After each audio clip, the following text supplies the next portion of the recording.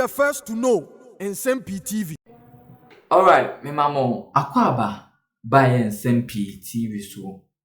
Office of the Special Prosecutor, Yera Kissi Agyebeng, ama Ghana for enyina ehun say former President Addo Akufo-Addo odomono a man appointment a esombo no ono na Addo Akufo-Addo sebio onfane enya hwe na ordinanim etwitwi a form ordinary Addo Akufo-Addo anim etwitwi a form so many ways ana a favor His Excellency John Dramani Mahama ene ne NDC amanyoko no.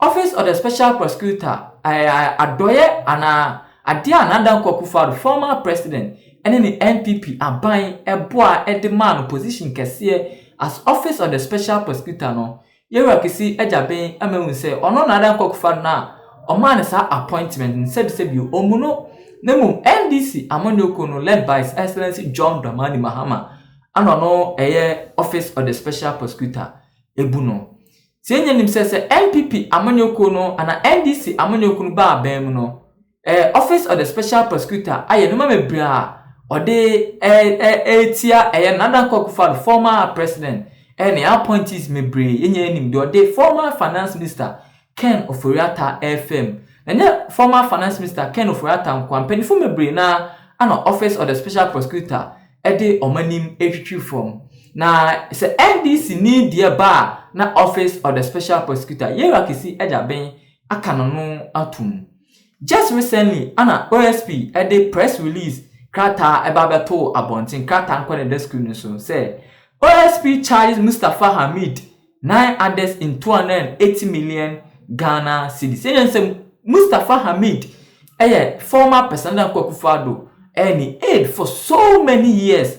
Ama NPP abano klaba abem no Addo Akufo-Addo appointed no as Chief Executive of the National Petroleum Authority NPA. Na OSP HM say Mustafa Hamid ene 9 others IS-30 280 million Ghana cedis from oil companies. Na ensebo beto abontin ene lawyer Paul Adumoche ene Mustafa Hamid ono ankasa personal lawyer ene Nsem-Pii na tudwa no ama OSP regret na Mustapha Nsem-Pii tifo na Nsem-Pii for o de entire aso ne Agyebeng yentie nsem a lawyer Paul Adumoche ene Mustafa Hamid lawyer ede tudwa at all. But that's okay. Kissi Agyebeng is squandering state resources with his ego, his pride, his complexes, and that is what is hanging on his shoulders. That's what Tony Addo was saying. Is Tony Addo too upset about? Is Tony Addo too envious of Kissi Agyebeng because he's more handsome? Tony Addo doesn't care. Tony Addo is one who is thinking about the nation and is looking at the Ghana, and we are wasting resources on this guy, and he does nothing. And he's sitting at Roman Ridge conducting debauchery, and oh my goodness, it is serious. This Kissi Agyebeng matter that we talk, and then they say, oh, because he's more handsome than you, because he has a bulletproof car and you don't have bulletproof car. I don't have bulletproof car. Maybe one day I'll get, maybe one day I won't get. It doesn't matter. The issue is that what is Kissi Agyebeng doing with the money that government has been giving him from Akufo-Addo's government to the recent budget of Atufosin? Every day, Ken Oforiatta gave him so much money. Mohammed Amin Anta gave him so much money. What does he do with the money? He carries soldiers and travels with them to New York. You see Kissi Agyebeng in New York, and Ghanaian soldiers are walking around him. That's what happens. Kissi Agyebeng, we have not impeached him. But Justice Tokonu is being impeached for traveling with his husband and his daughter. Kissi Agyebeng, the amount of money Kissi Agyebeng has squandered, that belongs to you and I, the taxpayers. And I can say that because I am confident that I started paying tax before Kissi Agyebeng started paying tax. That's for sure. Because I'm older than him. And I started working before him. So I started paying tax before Kissi Agyebeng started paying tax. And since I started paying tax and it's going into the chest, that tax and your tax is being squandered on this man who has not brought one CD. One CD. The other day I was on a phone call with Manasseh Azuri. He was investigating something and he called me about it. And at least Manasseh Azuri, I fight with him a lot. But Manasseh Azuri has brought some money to Ghana on his investigations, so however he does it. He's brought some 1, 2, 3, 4, 5 millions back to the state's chest. This man here, with all the state resources, police and soldier and bulletproof cars, Kissi Agyebeng has brought nothing to the republic. And he sits there and he dabbles between political parties. He's NPP, at the same time he's NDC. He doesn't like Oforiatta, and he's this, and he's passing here, and he's that. And all is about the charade. Cosmetic settings. That's all he does. This evening we are sitting down, Kissi Agyebeng comes. Oh, I've gone to arrest Mustapha Hamid. Mustapha Hamid has stolen money, so I'm going after him. I don't know the details. Mustapha Hamid's lawyer is here. The Honorable Kwenka is so upset that what is Kissi Agyebeng talking about? So when I called them in the afternoon that, look, this thing, what are we doing? What's happening? They said, everything Kissi says is not true. I said, are you serious? And he can issue a statement. Let me not talk much. Kwenka is here. Let's go to him and hear the details for ourselves. Honorable, good evening. Good evening, my brother. Kissi Agyebeng says your client is a thief. What is the details? First of all, let me say without equivocation, and good evening to your cherished viewers. And it's been a while, Paul. Yes. And you are doing a very great job, serving Ghana in a very wonderful capacity, and we all applaud you for your good works you are doing. But let me start by stating that, Paul, there's a Latin expression that says that omnia que ver habet est integritas. I like that. All that a man has is integrity. So if you take integrity out of a man, you leave him but nothing on the street. Yeah. My client, all that he has is integrity. So when you touch the integrity, you touch the very core of his existence. And when you touch the core of his existence, you are making efforts to get him out of the world. And therefore, every legal means available at our disposal will have to be explored and exploited to ensure that the world knows that our client is innocent of whatever charges you are leveling against him. He says extortion. Now, I will come to that. But Paul, what happened was that sometime in February, the special prosecutor held a press conference, as is usual of him, and stated without equivocation that there was an alleged embezzlement of about 1.3 billion Ghana cedis with respect to my client, the venerable Sheikh Dr. Mustafa Hamid. Please, is the doctor G-Tech qualified doctor? He's a qualified doctor, a PhD. Okay, no problem. And that they were investigating embezzlement of that amount of money by Mustafa Hamid and his cohorts in that office, spanning between the period 2021 up to 2024. Then, thereafter, nothing happened. And so, we have had to write to the special prosecutor's office, asking him to retract and apologize to our client for defaming him. Oh, I see. That happened. Yes, we wrote that letter. And there was no reply. No response came in. Then, soon after the letter was written, our client got an invitation to the Office of Special Prosecutor. And that it was coming to answer for some embezzlement with respect to UPPF fund, which is the United Petroleum Price Fund that they actually had at the MPA. Okay. Now, when he was invited and we went with him, the questioning and everything was with regard to the 1.3 billion. Eventually, everything was dropped. They didn't even talk about any 1.3 billion. And then they now moved from there, having defamed our client with about 1.3 billion Ghana cedis alleged to have been embezzled by him. He appears before you and you shift the post and now say that you are investigating him for a different reason other than embezzlement that you had actually stated to the public at a press conference. And what is it? You now say that you are actually investigating him for extortion. Extortion. That is so. Kissi himself was in this meeting. Yes, he actually took part. He said he was briefly there, but he had his delegation, which actually comprised of a number of investigators who did the interrogation. And what is so interesting about the matter is that, and I want to put this in perspective and let whoever is watching and listening to us get it clear and loud, that the position as we speak which I'm about to actually put out from the Office of the Special Prosecutor, is very interesting. This time round, not a dime of public money is involved in the new allegation against our client. No, I don't understand it. Not a pesewa of public money is part of the allegation now against my client. No, he said 1 billion. You went to see him. He didn't talk about the 1 billion. He introduced the new matter. And now extortion. How much was he talking about? How much has been extorted? The initial one, as I said, was 1.3 billion. Yes, that's what he told all of us. And then later, he's now shifted the post and he's saying that he's now talking about 280 million. And even that 280 million, Paul, it is not state funds. Not one cedi of that 280 million is state funds. I'm confused. He says, you mean the Office of Special Prosecutor is purporting to prosecute Mustafa Hamid for extortion? Yes. That extortion is not extortion about government money. No, it has absolutely nothing He's to do. alleging that he has extorted from somebody. He's alleging that oil marketing companies paid some monies to the Honorable Dr. Mustafa Hamid. That is what he's alleging. And remember that in circumstances like this, Paul, there has to be some complainants who have come to tell you that they will have to complain that we were in our offices and then he used his office to come and intimidate us and threaten us that we should pay a certain amount of money, failing which we're going to suffer certain penalties and consequences thereof. If you have been able to establish this based on complaint laid to you and you proceed to investigate, fair and good. But you made an allegation about an embezzlement of 1.3 billion. The person appears before you.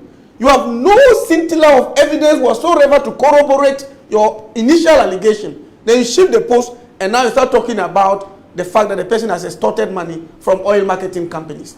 And that is the charge you are now leveling against him. And even interestingly, Paul, they now again say that even the 280 million, you refer to our client as the kingpin or the main architect of the extortion of 280 million. But you say that he directly received 24 million of the amount. That's about 10%. So the architect, the one who cooked a deal of 280 million, takes 10% of that. Only. That is even the allegation against our client, which in any case is false. But assuming even without admitting that it is true, how will you refer to somebody as a kingpin in circumstances like this and say that that person accepted 10% of the amount of money involved in this? When you in this mastermind, he's charged other people, so maybe 10% went to Mustafa, 1% to me. I think that when you, I don't want to go to the meat of the matter because we're going to meet him in court. But what is very intriguing for me is the character attack of our client, which has been most unfortunate. And let me tell you one thing, Paul. If there is one person, as a lawyer, I can vouch for his integrity, unblemished public record, and one person who stands for the truth and will fight for Mother Ghana for us to progress, it is the Honorable Dr. Mustafa Hamid. There's no doubt about it. You can go out there and do your own checks. Yeah, we know him. He was Minister for Information. He's a very strict person. He was a Minister for Very strict person, a disciplinarian. And to the fact that, the extent that I know, I can tell you that there have been even instances in his political career that money given to him to go and spend in politics on the field, he spends the money and later brings back money to those who presented the money to him to say that, look, when I went, I spent and this is what was left. Unheard of. What I know of is that people go and spend and come back to say that they even spend more. But in his case, there have even been instances where he goes to spend and he brings back money to refund to those who gave the money to him. And I can tell you again that they have fished and fished. They've gone from bank to investigate his children, his wife, everybody looked into accounts, and it's much ado about nothing. They've engaged in a wonderful fishing expedition over a long period just to fix and nail him as if it was an orchestrated act to get him to the wrong and then deal with him in accordance with your power and might. I see that you've issued a statement. Let me tell the producer, please prepare the Mustafa Hamid statement so that I can read it after Kwenka's interview whilst we get what I'm seeking to say is that You see, you ought to be extremely careful in life because all of us, probably today, are thinking that it is Mustafa Hamid. And I keep on saying that if you are not on a solid grounding, you don't come to brief the public about a person based on certain mere allegations that you have heard or you have against the person without further checking to get evidence that will nail the person. Yeah. So in this particular case, you started the story with embezzlement, 1.3 billion. Suddenly it is dead. You've moved to extortion. And you're not talking about using his office for private gain and etc. As I said, we are not going to sit here and discuss the merits of the matter. But I can tell you that as you have indicated, if it doesn't take time, there will be a technical knockout again. Because, Technical knockout. yes, in court. That's a threat. No, yes. And of course, I mean, that technical knockout, if it is a threat at all, it's a positive threat. You know, Paul, you see, there's something that we are all running away from. And I think that we need to face the bull by the horn. That office, he is not going to work there till he retires. It is for a 7-year period. All right? And he's to remember that even he himself will account, especially when he's left office. For now, when the frog is actually alive, as you have rightly indicated, you may not know the length. So I want to caution that you need to exercise your right with caution and circumspection insofar as it concerns the right of individuals. Paul, if you go to our fundamental human rights section of the Constitution, chapter 5, and the way it was crafted, right from Article 12 all the way to Article 30 thereof, you will see that we're minded of our history. Most of the things that are found, especially if you look at Article 14, Article 17, and Article 19, the human rights provisions there are as a result of our historical antecedents. So if you make allegations and feed an innocent person to the public, generate hatred, dislike for that particular person, and then it turns out later that the things that you allege against the person are false, are without basis, are legless, are without any support, what are you going to do to restore the integrity of the person? That would be a problem.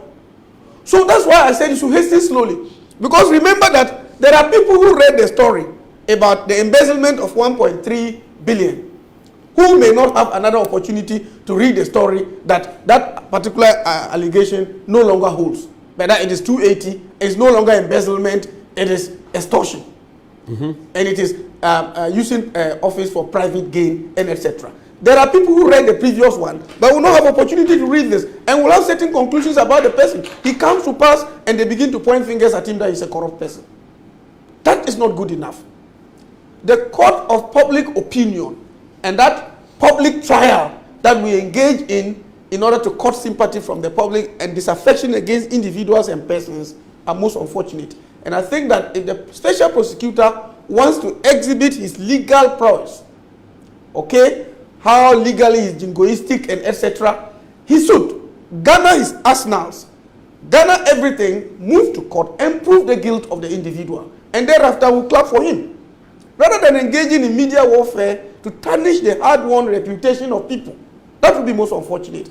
So I'm cautioning that in exercising his right under the Special Prosecutors Act, he ought to know that those rights he's exercising will end at certain places where the rights of others will be triggered. And that's very important. So our position is very clear. That our client is innocent of the charges leveled against him. They are all charges that have been put together as a result of a long period of fishing. And when they are put to test in a court of law, we will find that they will come crumbling. We have no doubt in our minds that our client, as it stands, is innocent of the charges. So he hasn't extorted money from anyone? He hasn't extorted money from anyone, and he has no history of ever extorting money from anyone. In any case, let me state again, without equivocation, that the allegations against our client, even the extortion, There is no direct evidence that our client extorted money from anybody. They are even alleging that somebody else did extortion and gave some money to our client. That's what they are alleging. Not that they are even alleging that we did extort money from anybody. Also, they say he benefited from somebody's extortion. From the facts that we have gathered. We are waiting for the charge sheet and the facts. And the appropriate steps, legal, will be taken to vindicate the rights of our client. And we have no doubt that that will be done. Let me hold it here and then let's end it, and let me read on the touch screen the statements issued by Mustafa Hamid's lawyers, Hay Law and Associates, and they say that is as follows. They say, we have taken notice of a daily graphic front page story. Mustafa Hamid and 9 others charged for extorting 280 million from oil companies, and a press release from the Office of the Special Prosecutor on the same matter regarding our client, Dr. Mustafa Hamid,